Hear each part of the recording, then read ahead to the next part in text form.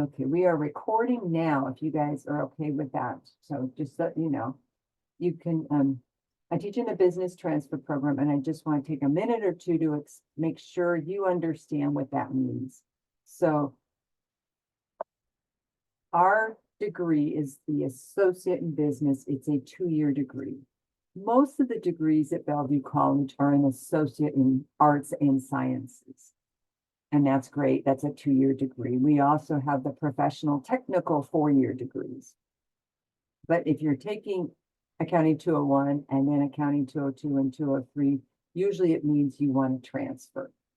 So if you go all the way 2 years at Bellevue College in the business program, and you get the associate in business degree, it's the business transfer program, because we have other business programs on campus, but you want to make sure it's the transfer. Then when you apply to the universities in January or February, you come in as a junior. So let's say you transfer to University of Washington or Bothell, Seattle U, Washington State, Western, Eastern, Central, or any other 4-year business school, you would come in as a junior. Okay. And so what that means is if you don't have to start over at the university. If you transfer in as a sophomore, so you take 1 year, but not 2 years, and you don't finish your degree at Bellevue College, you'll be fine. It'll be fine, but when you transfer in, they'll measure what you've taken. They will look at all your courses and they will say, hey, at Bellevue, you didn't have to take this course, for example, a religion course, like at Seattle Pacific University or Seattle University, but we require it for our freshmen and sophomore. But if you come in as a junior, they have to take you as a junior because they've agreed to do that. Okay, so we call our degree 2+2 degree. 2 years at Bellevue, 2 years at University of Washington or Seattle or wherever you transfer to. Okay. All right, and you go out and get your career in business. So I'm also the advisor, and I just want to say that really quick. I'm also the advisor, one of the 3 advisors for the business leadership community. So in as much as you guys can get involved, it's a great way to explore businesses and kind of get an idea of different careers. And our first event is going to be focused on the election. And you'll see careers in politics. A lot of business people end up in politics. And sign up for our Facebook, sign up for our Instagram, and I'll be sending you more information about that. But we do so many events all year. And the first event is October 17th. And our second event is going to be probably in November, and we'll feature a local business leader to come speak to you guys. All right. And let's see. This is from last year, but we also occasionally the universities come to campus and visit, and then they want to talk to you guys, and you can talk to them about transferring. So that's kind of good. University of Washington comes, Seattle U comes, and so forth. These are just some pictures of our alumni and lots of different careers they've gone into. This is Brandon Tang. He started the Kazuki ramen chain from scratch. We've got people in marketing. Angel Kirchhoff works in Eastern Europe, great guy, consultant. A lot of accounting, a lot of finance, but we also have a lot of social media and marketing people. All right. So I just want to make sure, any questions about the business transfer degree? Let's see. All right, we're good. All right. How's everybody doing on Canvas? Do you guys have any general Canvas questions? I want to make sure you understand.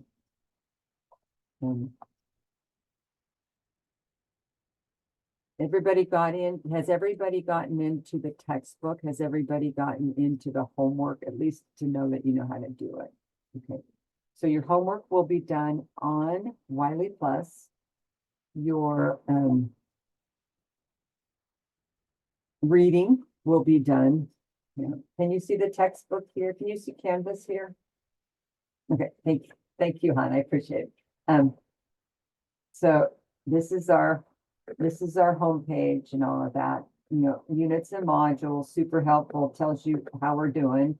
And this week we're talking about chapter 1.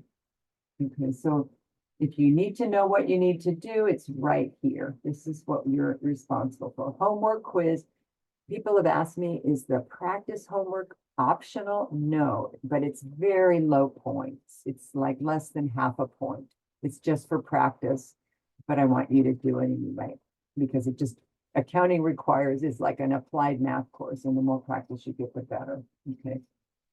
So before I go into the review, I want to show you this. So we're going to click on the chapter 1 quiz, and you will need to download Lockdown Browser. If you've used Lockdown Browser for another class, you still need to deinstall that version and download the version associated with this class. That is my understanding. Has any of you taken the quiz yet? It's not due till tomorrow. So, okay. So if you want to know how to prepare for the chapter quizzes, just click on that. And essentially it's more theory. Most of the quizzes are more theory. Occasionally you'll see a short problem or calculation. A great way to study is go to the back of your chapter online, or if you have the textbook, and they have a glossary review and practice multiple choice questions. And I pull some of the questions from there. But here's what chapter 1 covers: theory about sole proprietorship, partnership, corporation, and users of accounting information. And you can read the other categories here. So that kind of guides you. And types of business, financing, investing, and operations. What do those mean? 4 financial statements and how they are prepared: income statement, retained earnings, and balance sheet, but not the cash flow. You just need to know there is a cash flow statement. 4 major areas of the annual report: vocabulary, and just brief accounting problem using the accounting equation. Okay.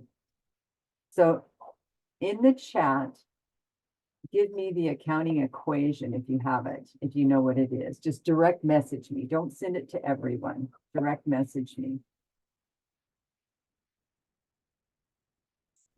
What is the accounting equation? Type the accounting equation here. Thank you, Monica. That's awesome. Anybody else?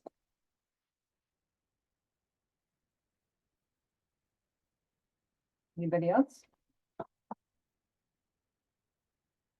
Ishani, good. All right. Assets equals liabilities plus stockholders' equity. So if I said to you guys, I'm going to type this in the chat and you can see how it, let's go here. I'm just going to type it. We talked about this. So it's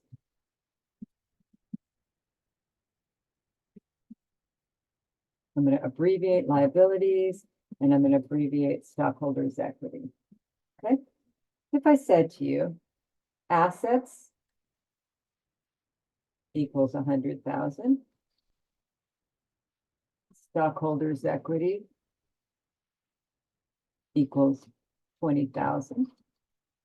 How much is liabilities? 8,000. How much? 80,000. Perfect. Okay. If I said to you, great.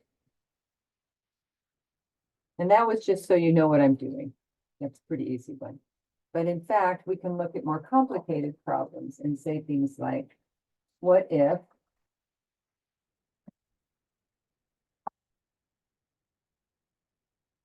let's see if we can make it. At the beginning of the year, no, let's hold off on that. Assets. Just change my numbers here.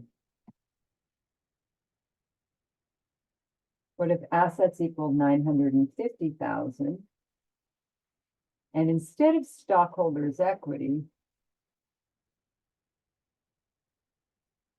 instead of saying stockholders' equity, I said common stock equals 800,000.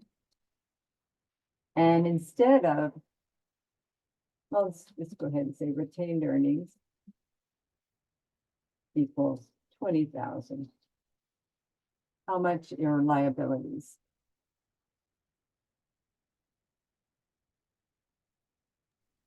$130,000.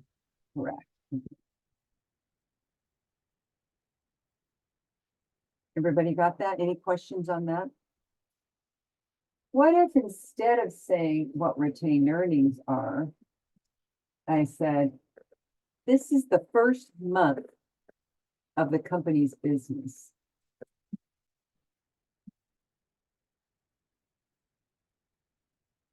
And revenue was 70,000. And expenses were 30,000.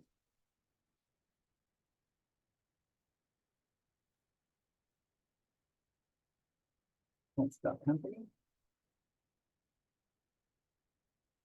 And what if I said that? And no dividends were paid. And you may not know the answer to this yet, but we'll talk more about that. So if you don't know the answer, just write IDK in the chat. If you do know the answer, tell it, type it in.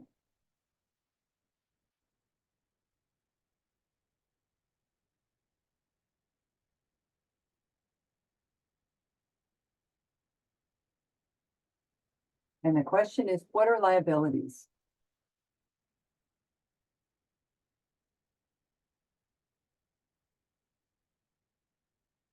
If you know the answer, type it in. If you don't know the answer, type IDK.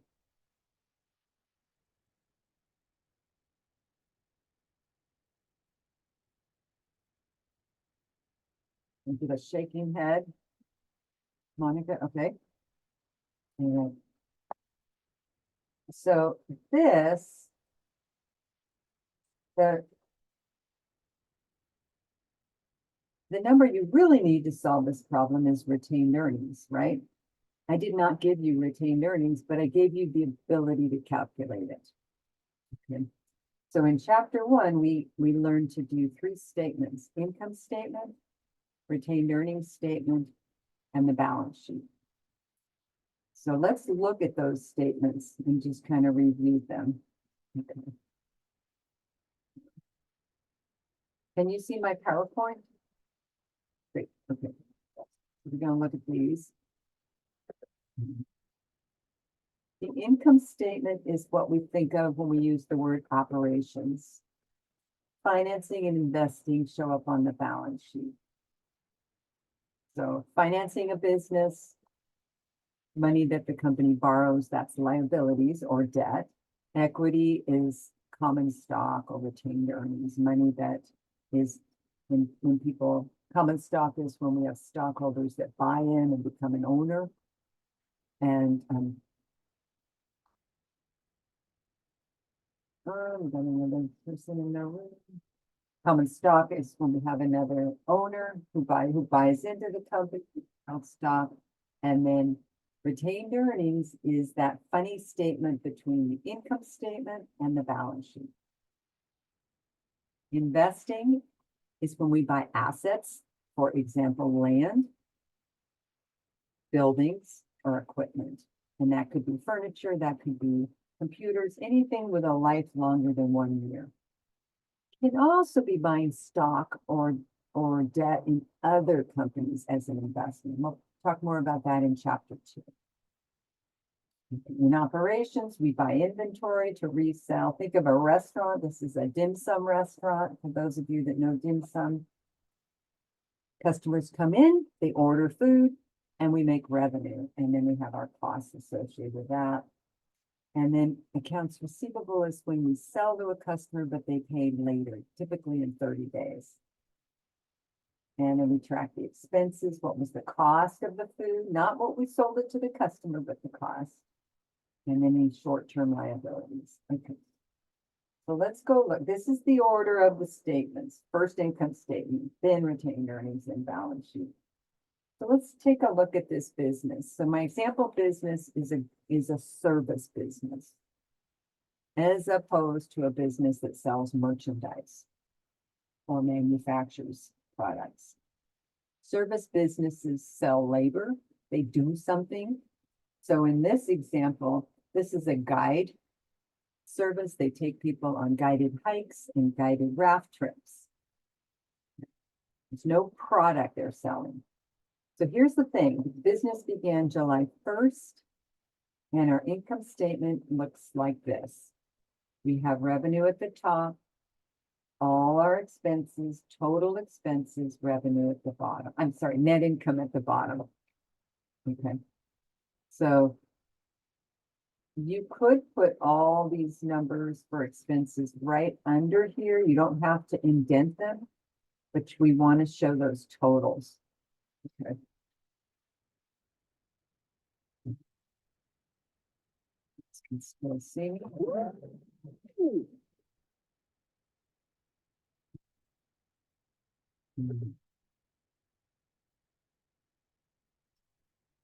Okay, so something to emphasize, name of the statement, line 1.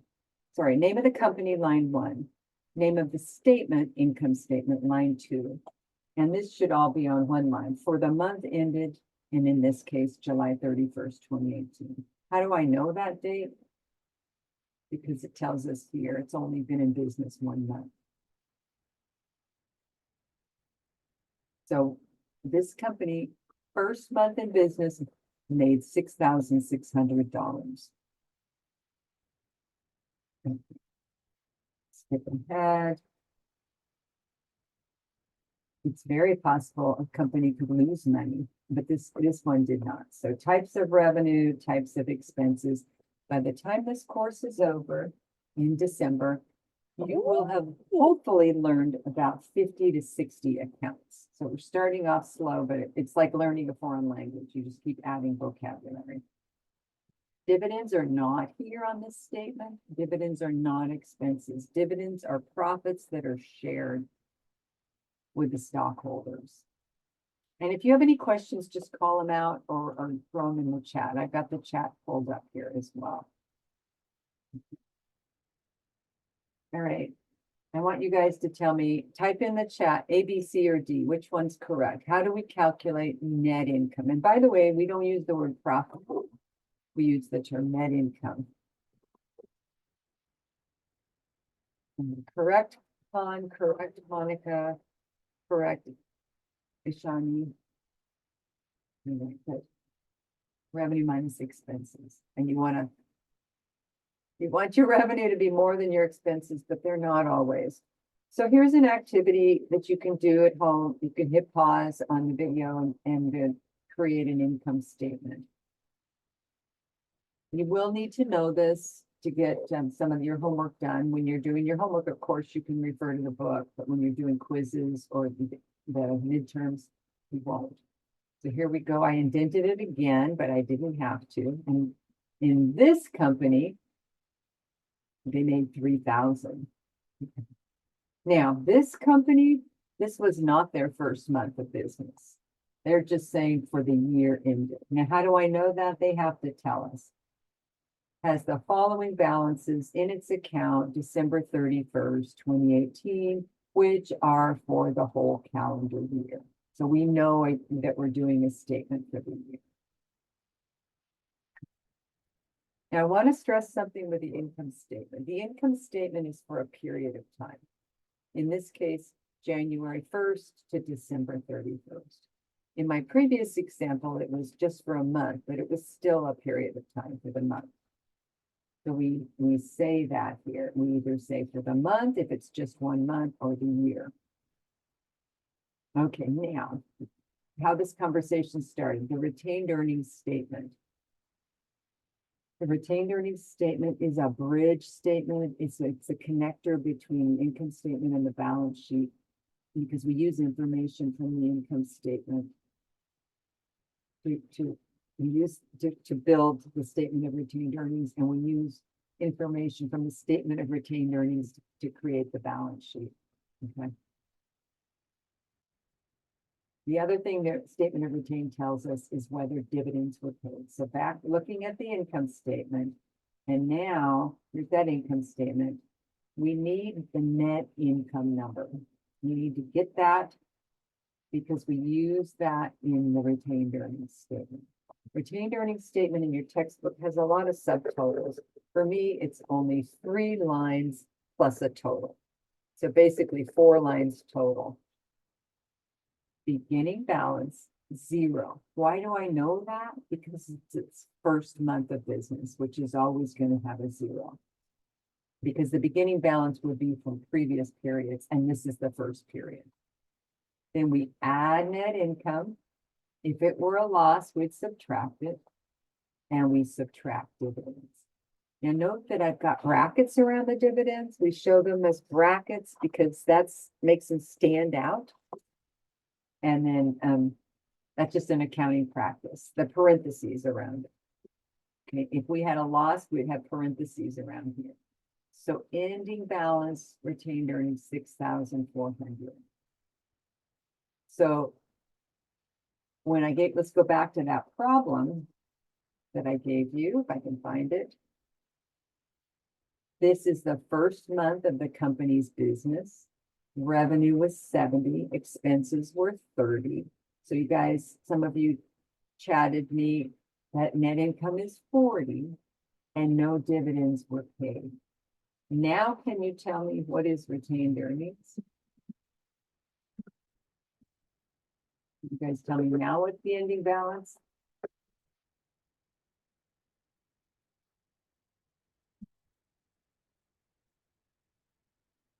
And put it in the chat. Ton, you are correct. Anybody else?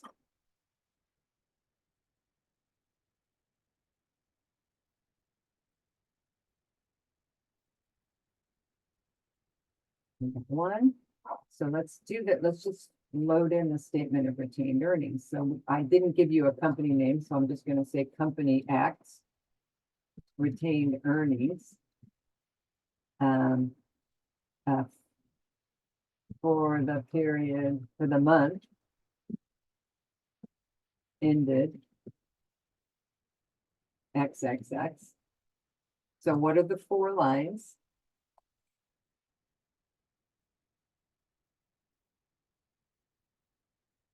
All right. Beginning balance plus net income. We didn't have a net loss.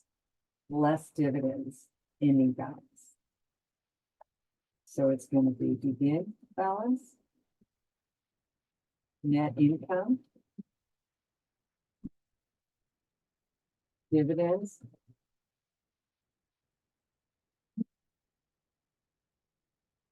ending balance. It's going to be 40. And it's unique because it's the first month of business. So now that you know common stock is 800,000, retained earnings is 40,000, assets are 950,000. Can you tell me what are liabilities?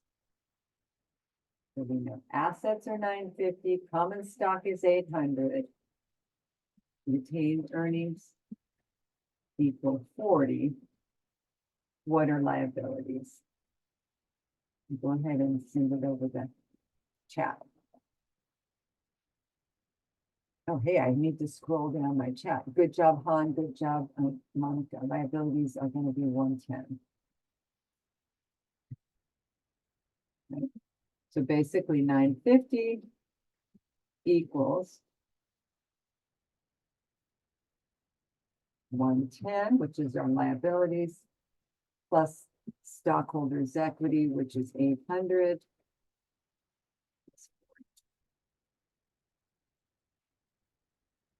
Okay.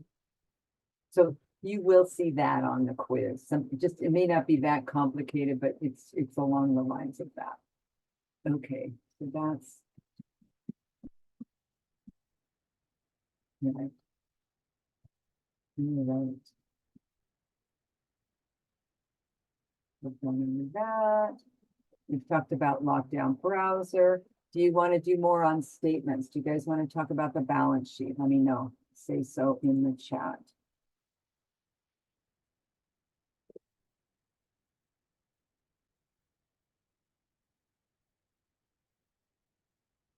Sure. This is for you guys, not for me. Okay. We have about, yeah, we have about 20 minutes left. So let's go do that. So we've got the income statement. We needed that number 6,600. Now we need this number, 6,400. So the balance sheet. Oh, yeah, that was another one. Okay.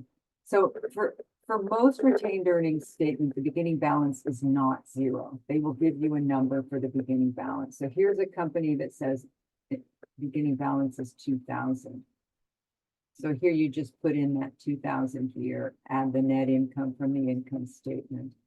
In this case, they didn't have any dividends, and then there's the ending balance. All right. So here's a balance sheet, and there's more in the course pack that you can refer to. So again, this is our bridge statement. This statement, this retained earnings statement, is whether we have paid dividends. So if you're thinking about investing in a company, it'd be nice to know if they paid dividends. Okay. All right, here we go. So then here's that accounting equation. Assets, total assets equals liabilities plus stockholders' equity. So it has to be the same. I sure can, Monica. And you have to be in balance. So if you're doing a homework problem or you're practicing and these don't balance, it might mean that you copied a number down wrong and you just have to double check, or you might have keyed a number in wrong to your calculator. Okay. All right. So assets, cash is an asset. Cash is a beautiful asset. It's listed first, and we have this concept called liquidity. Okay. So I want to write that down.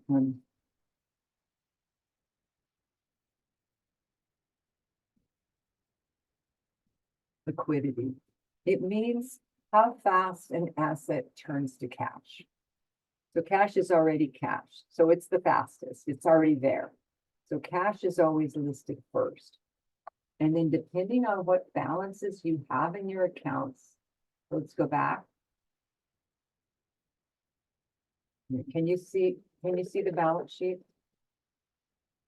Can you guys see the balance sheet on my screen? Okay, okay. Thank you. So cash is first. Accounts receivable means we sold something to a customer and they are going to pay in the future. So typically a restaurant might call in an order for food, and then the food company sends them an invoice or a bill, also called a bill. And then the company receives the bill and then they pay it. Okay.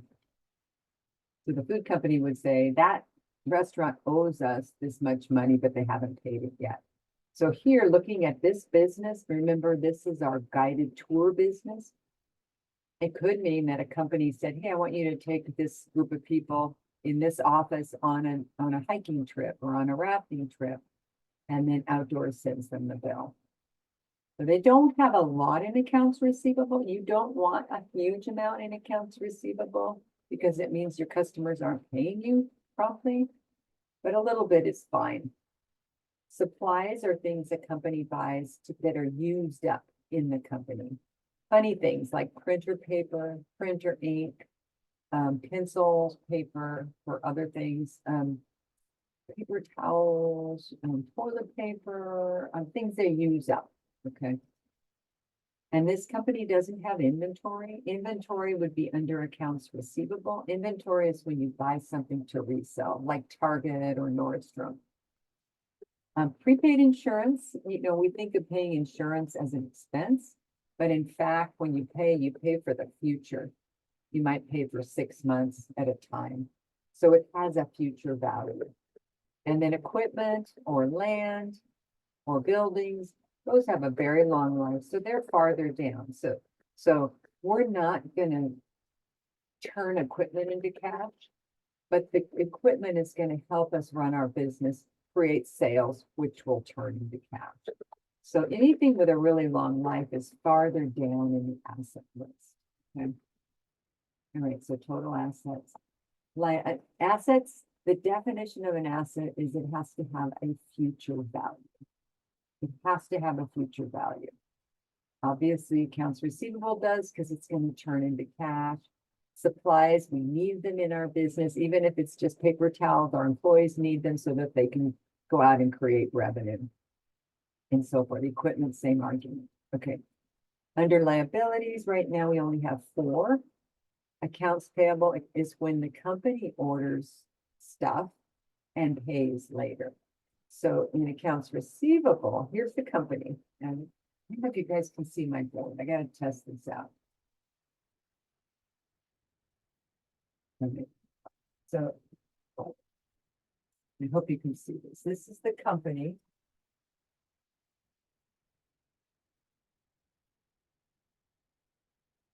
Can you see that?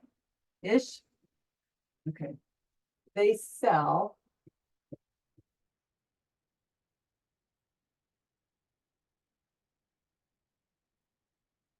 They sell to a customer, but they buy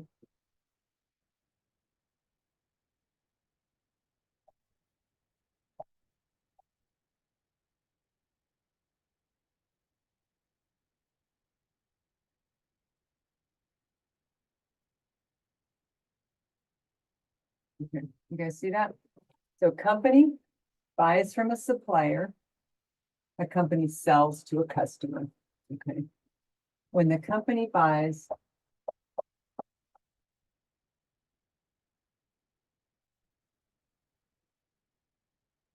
it's accounts payable.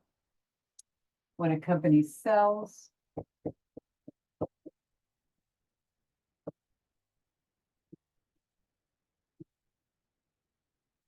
it's accounts receivable. Can you guys see that, or is it too little? Feel free to criticize. All right. So even though those 2 accounts sound really familiar, they are not. Okay. So here we have accounts receivable, that's to a customer. Here we have accounts payable, that means the company bought something and they need to pay it in the future. Notes payable are similar, that means they borrowed money and they have to pay it back with interest. We don't pay interest on accounts payable. Salary and wages payable are for our employees. Long-term notes payable are same deal. You borrow money and you have to pay interest, but it's more than 1 year. All right. And then under stockholders' equity, we have common stock, which are the people that paid money and started the company to begin with, and retained earnings. All right. So it's a very simple balance sheet, but I want to say 3-line title, company name, name of the statement, and now we have a different title, as of July 31st. Unlike the income statement, we don't want to know all the revenue for July. We don't want to know all the activity for July like we do for revenue and expenses. We're saying, as of July 31st, how much cash do you have? How much accounts receivable do you have? How much liabilities do we have? So it's a point in time. So be sure to get the titles right. Couple other things. Start each column with a $sign, and every time you run a subtotal, do a $sign. Subtotal, subtotal, subtotal. Right. And then here's more discussion on all of this. And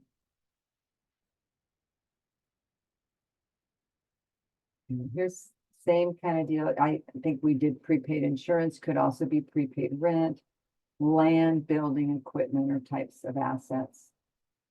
And then these are examples of different accounts. Payable, payable. And then they might use the term long-term debt. That's still a liability. Current portion of long-term debt, still a liability.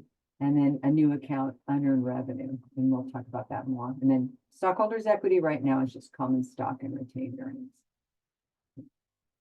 And we do have the cash flow. Again, you just need to know that it's cash from operations, cash from investing, and cash from financing. It's a great report, but you guys aren't ready for it yet. And we'll study it more in Accounting 202. It's one of my favorite statements. All right, we're Which financial statements are for a period of time? So for the year ending, for the month ending. Put it in the chat.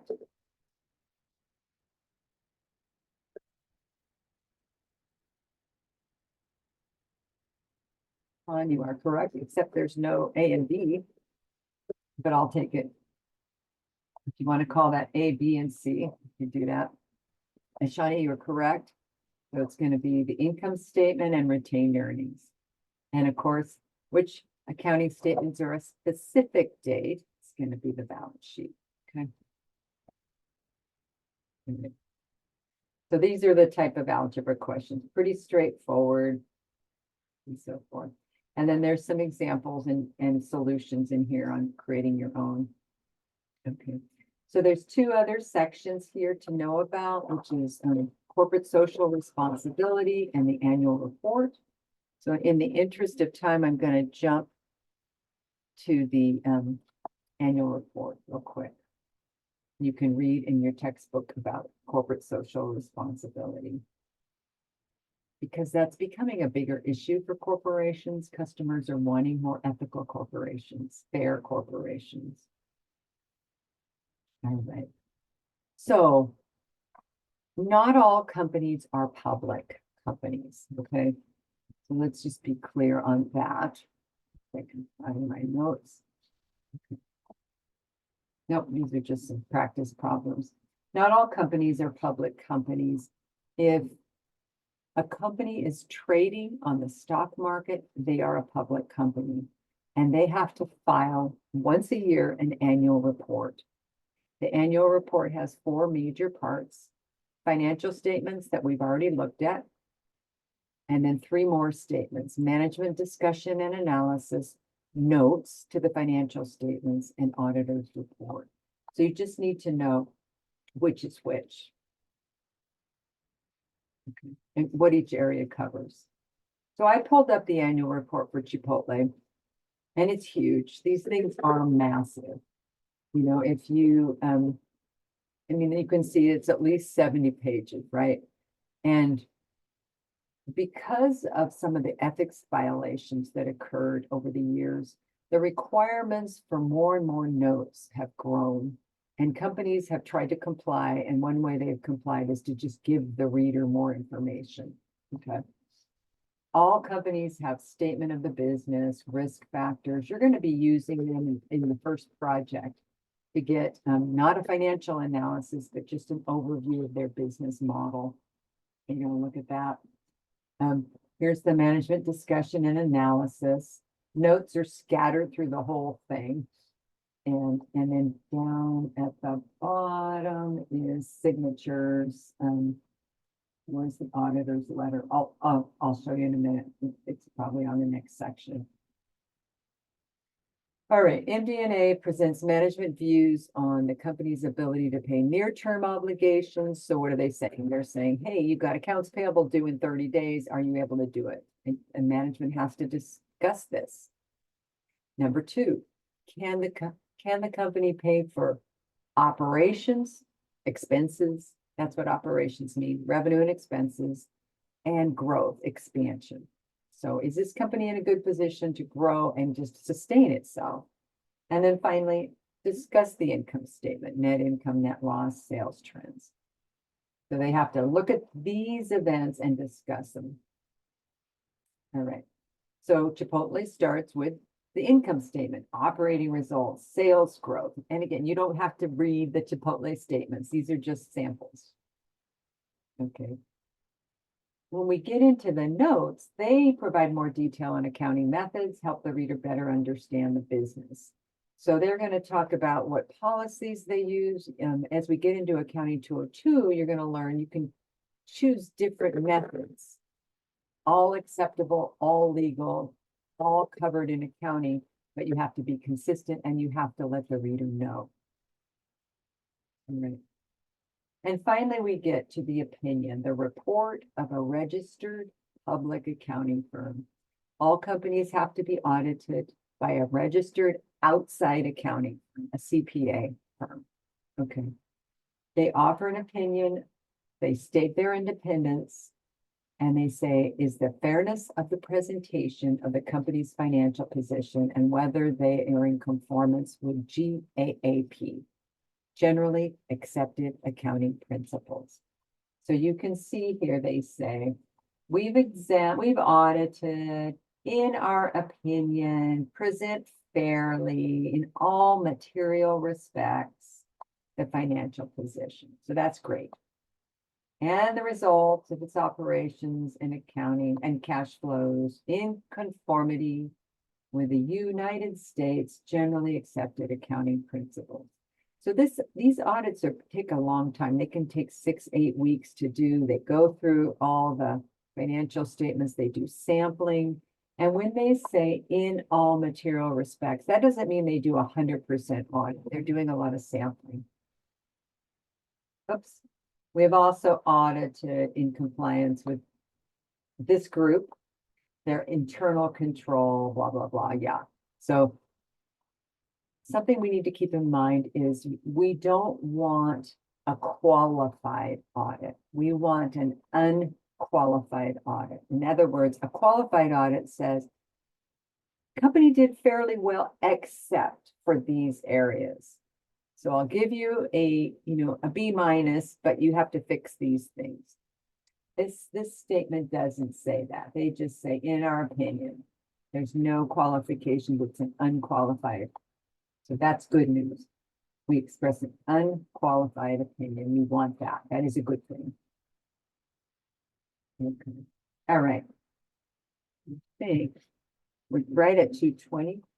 Real quick, the rest of the world, except for, I believe, China and the United States, but I could be wrong on that, follows generally accepted accounting principles. The rest of the world follows international financial accounting standards. The US follows generally accepted accounting principles. They're very similar, but there are some significant differences.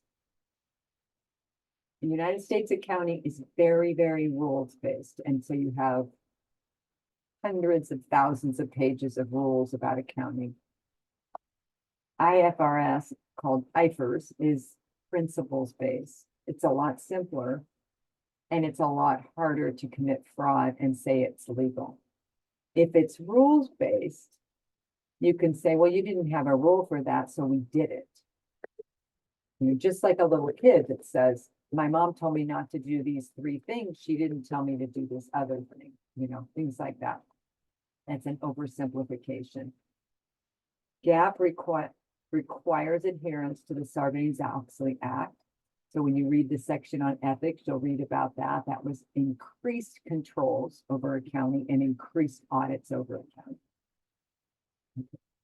And then these are the governing agencies, and we'll talk more about them in chapter 2.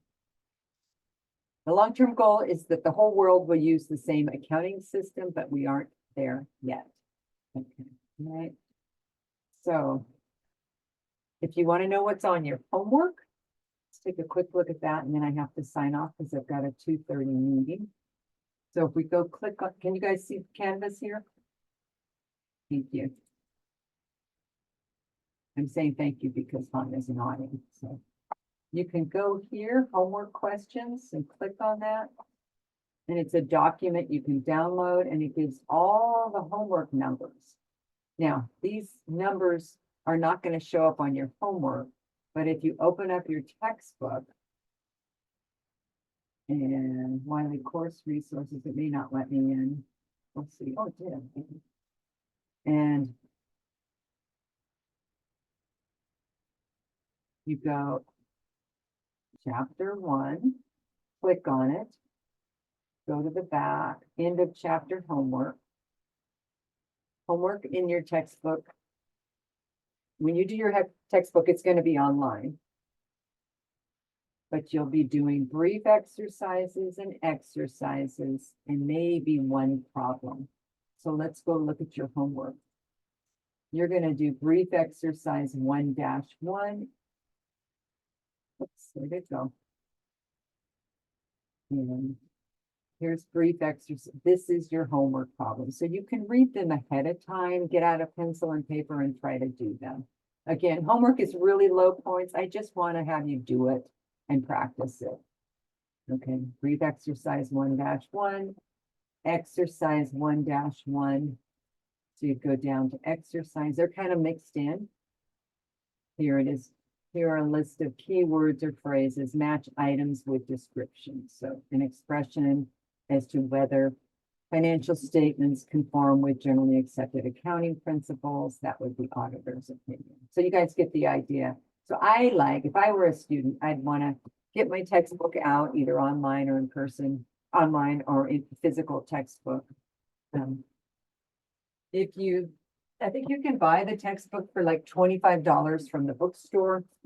And you can just turn to it, and I love that. I like the physical textbook. I like the convenience of online, but I like the physical textbook.